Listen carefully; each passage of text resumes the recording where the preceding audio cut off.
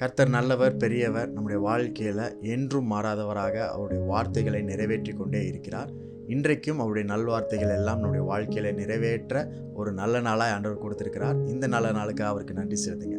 சங்கீதம் 33 அதிகாரம் 21 வசனத்தில் இப்படி இருக்கு: அவருடைய பரிசுத்த நாமத்தை நாம் நம்பி இருக்கிறபடியால் நம்முடைய இருதயம் அவருக்குள் கலிகூரும். இந்த உலகத்துல நமக்கு மிக முக்கியமான ஒரு காரியம் தேவைப்படுது அப்படின்னா அது நம்பிக்கை தான். ஆனால் இந்த உலகத்துல எங்க பார்த்தாலுமே நம்பிக்கை இல்லாத சூழ்நிலையை தான் உங்களால பார்க்க முடியும். உங்களோட படிப்பை நம்ப முடியாது, உங்களுடைய வேலையை நம்ப முடியாது, உங்களுடைய சம்பாத்தியத்தை நம்ப முடியாது, இந்த கால சூழ்நிலைகளை நம்ப முடியாது. இந்த உலகத்தில் நடைபெறுகிற எந்த காரியத்தையும் நம்மளால நம்ப முடியாத ஒரு ஹோப்லெஸ்னஸ் இருக்கிற உலகத்தில் தான் நம்ம வாழ்ந்துட்டு இருக்கிறோம். அப்படித்தான் நம்முடைய வாழ்க்கையும் இருக்கிறது. நம்பிக்கை தரக்கூடிய தேவ வார்த்தை, நம்பிக்கையா இருக்கிற தேவன் உங்க வாழ்க்கையில் இருக்கிறார். அந்த தேவனுக்கு இருக்க ஒரே ஒரு ஆசை என்னன்னா, நாம் நம்பிக்கையோடு வாழ்க்கையை எதிர்கொள்ள வேண்டும் அப்படின்னு தான் அவர் ஆசைப்படுகிறார்.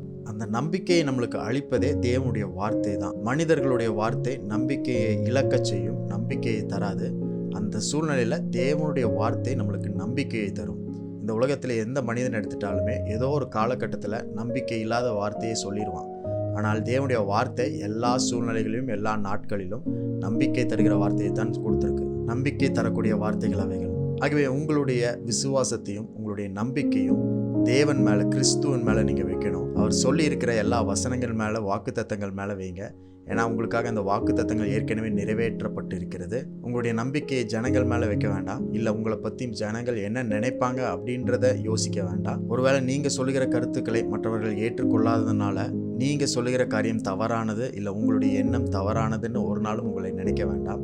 ஏனென்றால் நம்முடைய இருதயத்திற்கு மகிழ்ச்சியையும் சந்தோஷத்தையும் பலனையும் தருகிறது எதுனா உங்களுடைய நம்பிக்கை தேவனுடைய வார்த்தையின் மேலேயும் அவருடைய நாமத்தின் மேலும் வைக்கிறதுனால தான். இன்றைக்கும் நம்பிக்கை இல்லாத சூழ்நிலையில் நம்பிக்கை வைப்பதற்கு அவருடைய வார்த்தைகளை வாக்கு தத்தமாக உங்கள் வாழ்க்கையில் தந்திருக்கிறார். ப்ராமிஸாக உங்கள் வாழ்க்கையில் தந்திருக்கிறார், வாக்குறுதிகளாக தந்திருக்கிறார்.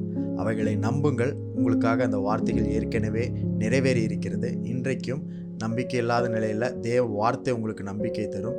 நம்பிக்கையோடு வாழ்க்கையை எதிர்கொள்வதற்கு இன்றைக்கு ஒரு நம்பிக்கை நிறைந்த நாளாய் உங்கள் வாழ்க்கையில் இருக்கிறக்காய் ஆண்டவருக்கு நன்றி செலுத்துங்க. அவர் என்றும் நல்லவர், இன்றைக்கும் மாறாதவராக உங்கள் வாழ்க்கையில் இருக்கிறார்.